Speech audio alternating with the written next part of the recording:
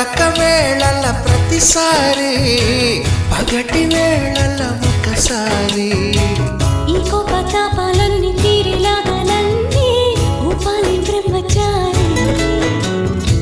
నీ గోరు వంకల్లోన చేరే వేళనే అయిపోన భామచారి